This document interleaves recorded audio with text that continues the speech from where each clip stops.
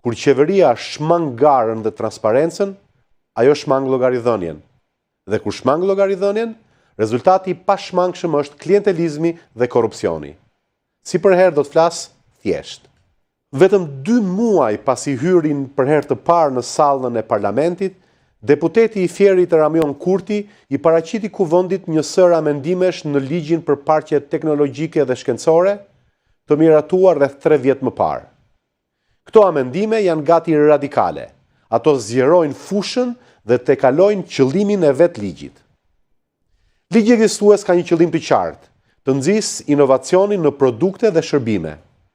Për këtë, ai lejon krijimin e territoreve të caktuara fizike, pra të atyre që quhen parqe, ku vendosen institucione akademike, kërkimore dhe biznese, të cilat në bashkëpunim me njëra tjetrën kryen kërkim dhe zhvillim të produkteve, metodave dhe shërbimeve të reja.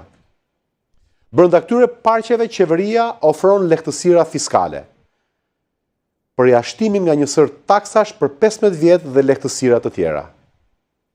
Ligji është i rrept. Në park lejohen vetëm veprimtari kërkimore e zhvillimore. Në to ndalohet prodhimi dhe ofrimi i produkteve apo shërbimeve ekzistuese. Po çfarë ndryshimesh ka propozuar në muajin nëntor deputeti Rishtar i Fierit? Së pari, ai propozon të hiqet detyrimi për të vendosur fizikisht në park. Pra, mund të marrësh përjashtime tatimore edhe nëse operon jashtë parkut. Së dyti, të hiqet kufizimi që veprimtaria duhet të jetë patjetër kërkimore dhe zhvillimore.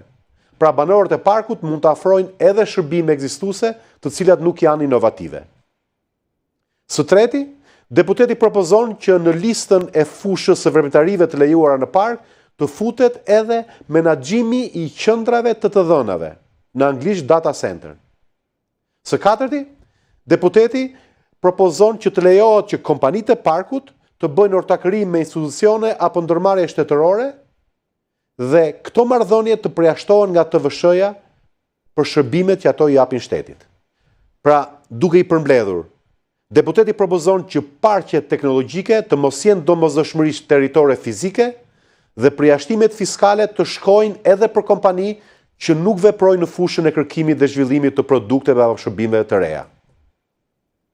Në një emision të mëparshëm, në lidhje me parkun teknologjik Durana në Durrës, unë shpjegova se mënyra si është administruar ky park ka lejuar përjashtime fiskale për kompani kliente të qeverisë, të cilat nuk kërkojnë dhe nuk zhvillojnë produkte të reja duke qenë fizikisht në park. Amendimet që ka propozuar deputeti i Fierit e bëjnë këtë praktik antiligjore e kthejnë në normë ligjore. Nëse miratohen, parqet nuk do të jenë më instrument për inovacion. Ato të bëhen instrument për shmangje taksash për çdo që qeveria vendos ta shpall pjesë e parkut. Ky është klientelizëm i ligjëruar. Që një deputet i zgjedhur vetëm pak javë më parë, pa përvojë të mëparshme ligjbërëse apo politikbërëse, pa përvojë në fushën e shkencës dhe teknologjisë, pa arritur madje edhe të flasë për herë të parë në kuvend, të hartoj me veprimin e vet të parë si politikan kaq shpejt propozime për amendime të thella në një ligj jashtë çdo ekspertize dhe përvoje të tij, kjo është një ndodhi shumë kurioztare. Por kureshën time më të madhe ma ngjalli një element i veçantë i amendimeve të propozuara nga deputeti.